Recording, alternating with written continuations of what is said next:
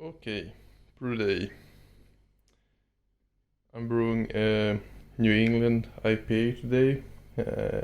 It's gonna be a double IPA, heavily hopped. It's gonna be like 700 grams of hop for a 24-liter batch, and 100 grams of those are cryo hops.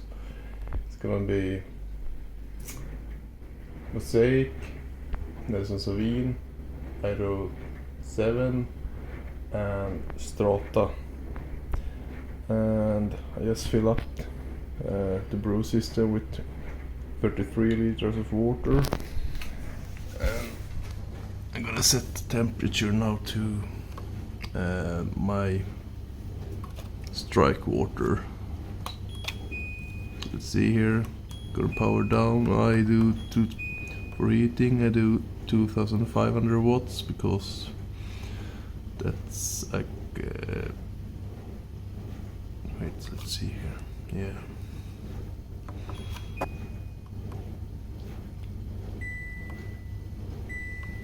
Yeah, because that's what my safeties can endure. I'm gonna set this to 1 minute so I can change it when it hits strike water temperature. And I'm gonna be mashing this at 65. So I pretty much reach strike water temperature now, so I'm gonna pour in the grains now and mash. And here are the grains. The supplier has crushed them and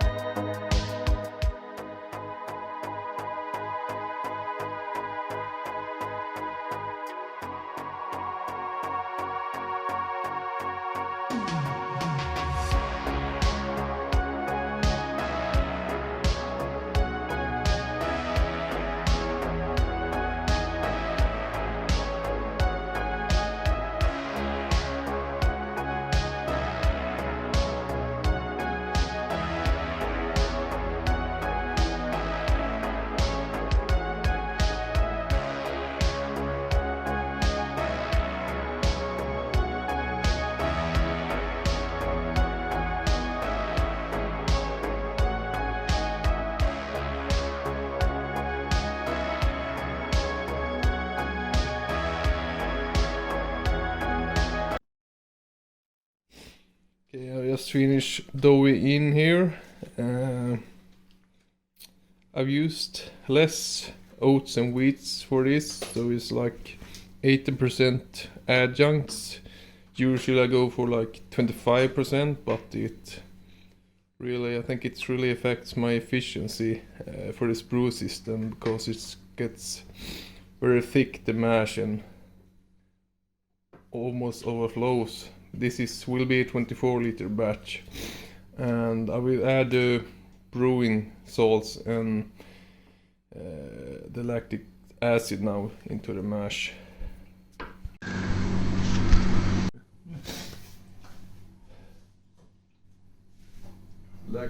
Lactic acid, calcium chloride,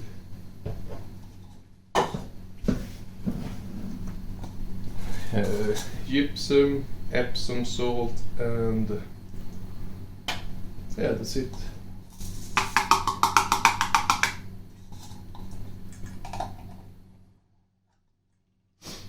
And the water profile going from here is 100 calcium, 50 sulfates, and 200 chloride.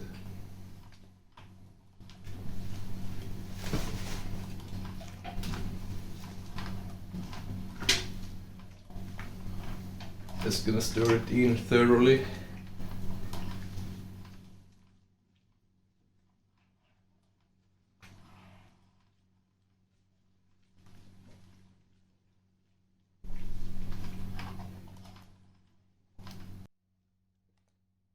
Just gonna show how the mash looks. This is the consistency.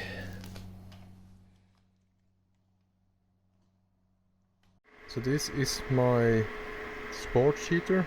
It's my old kettle for brewing in bag, so I don't have a dedicated sports heater. Just use this 35-liter kettle and this induction cooktop. You can set it to different degrees and set it to 80 degrees, so the sports water will be heated to 80 degrees. And I treated the sports water with the brew sauce and lactic acid and the chloride.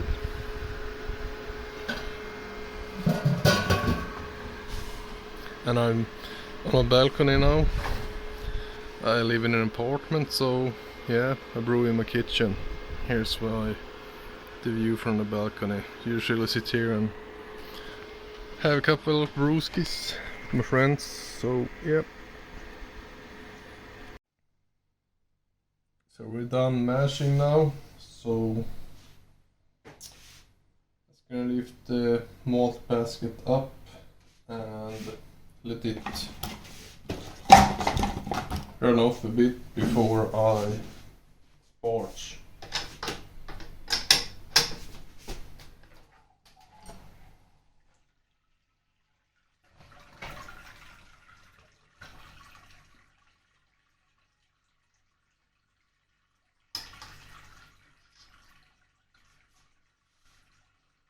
This is how it looks from here.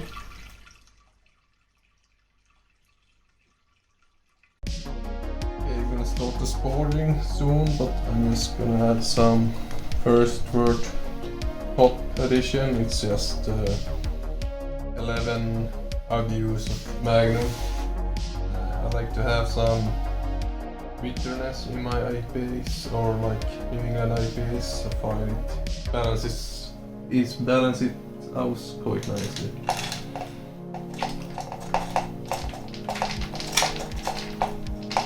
It's a bit tricky just to get it in there, but it's fine now. I'm gonna start the washing.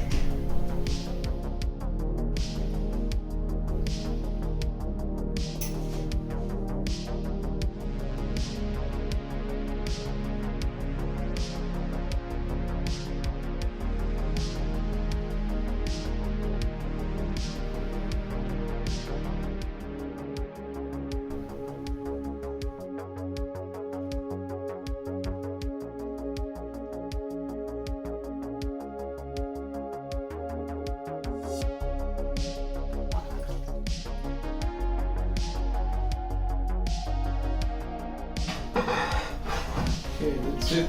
It's the sparging. Now we're just gonna let it run through. Then we're ready to start the boil. Okay, I'm waiting now for the temperature to come up to boiling, and yeah, the sparging went well, but I realized I forgot the mash out as usual before sparging, but well, that's how it is sometimes. So I'm just gonna wait for the boil now, and yeah, that's it. We have a boil now. I'm just gonna stir down the protein into the boil here. And then we're gonna wait 60 minutes and then cool down to 80 degrees Celsius and do a whirlpool with 3 different hop additions. Okay, it's time for the final whirlpool charge, and it's gonna be 30 grams of mosaic, 25 grams of Strata and Idaho 7 each. Where it goes in.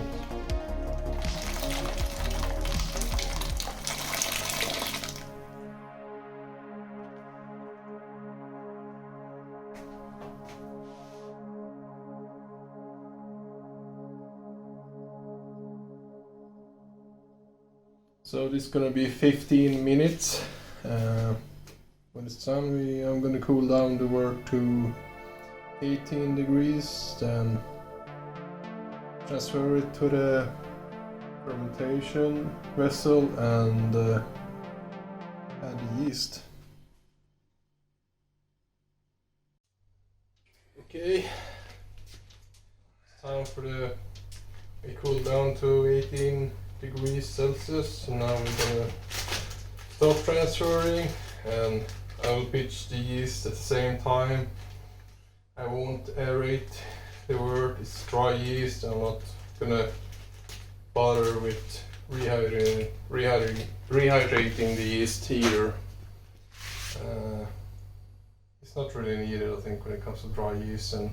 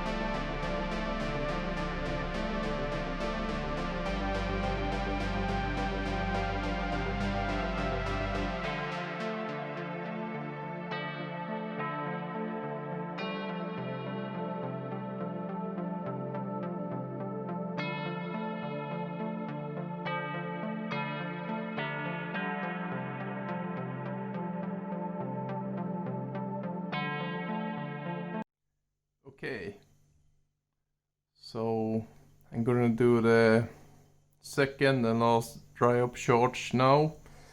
I did the first one at day 6, so I was supposed to do the first dry hop at like day 4, but I went hiking in the mountains, so it got delayed. So I think it should be fine anyway. I just dropped the first dry up charge through the top of the K-King snub nose, and I purged the headspace after doing it, so I think we should be fine. And also added like 2.4 grams of aspartic acid, which is an antioxidant, so I think we should be good. And this is how I do my final dry hop charge. I will do I've already purged this Firm Seal All-Rounder. I purged it and just chucked the last dry up charge in it, and it's really big dry up charge, like massive. So yeah, I'm gonna start doing the transfer soon. I'm just gonna adjust this a bit. It's like a bit tilted.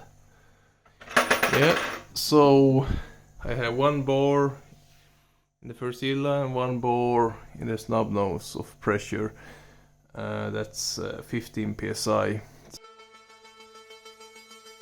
Okay, we'll start doing a transfer now, or we'll start releasing pressure in the Fursilla, and we should start filling here.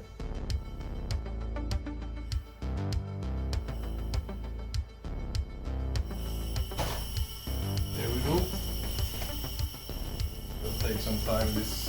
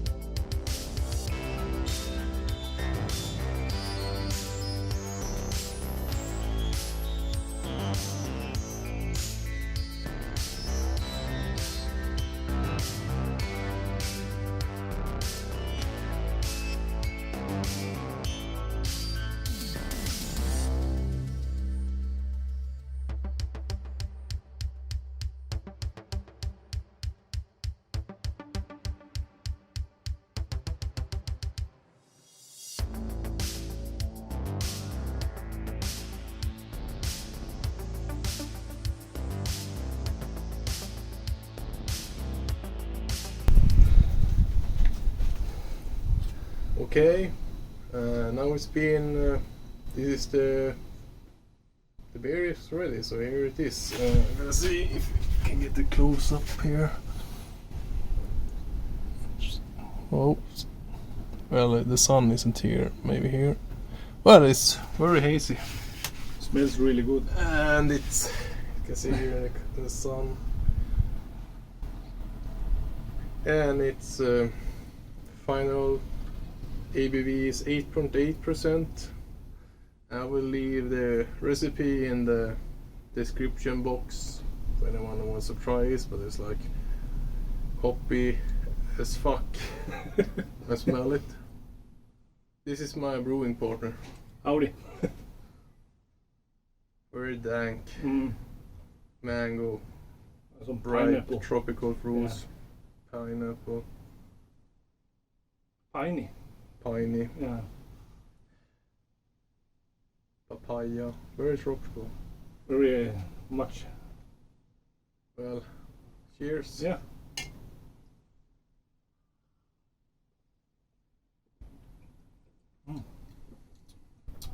Oh my god.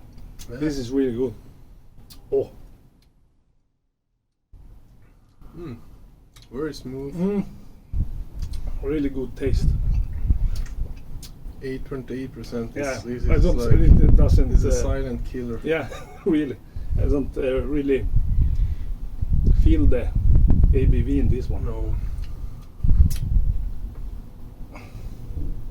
But it's really. Carbonation is really good after. Yeah, carbonation is good. Yeah. I didn't ferment this under pressure. I just put on pressure after the final dry hop, like 24 hours after dry hop. I cold crashed the beer and put on the carbonation tube. But it doesn't have any harshness to it No. at all. So it's really smooth. Yep. And really good mouthfeel. Yeah. Well, it's really nice. We use less adjuncts, so less wheat and malts. Just 18%. Usually we use like 25%, but it's not really needed. It's like this is still plenty face in this. So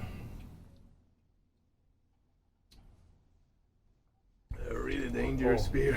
This is you can drink many of them. Oh my god. Never I feel. think we're gonna give a lot away Yeah. anyway, so because Try it. you can't drink this all, like it's like a keg full of this. It's like 2 of these ones, and yeah, you've been sleeping afterwards. practically. Mm. Yeah, but It was really good. I love it. oops, sorry, but the burp. But I like the carbonation. That's so fast. We got it too.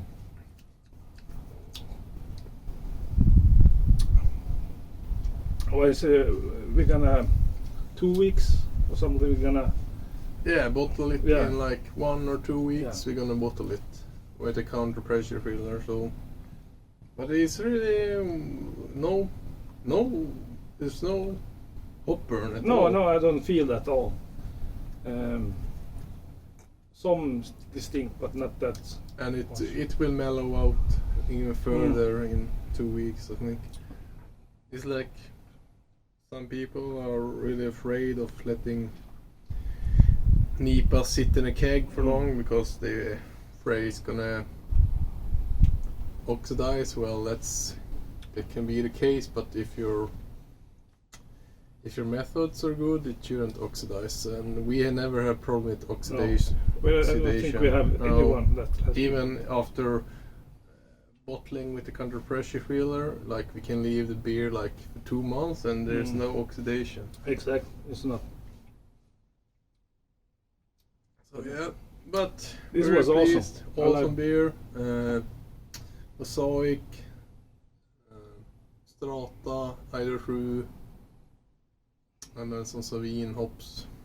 700 grams. Yeah, so it's Magnum hops for bittering. Mm. A small charge, 12 grams for a 10 to 40 liter batch. We usually brew 23 liters, but did 24 because of the losses from the hops. Yeah. But yeah, really pleased. Let's see if we can get some more. See here. Very hazy. Well, okay. Cheers.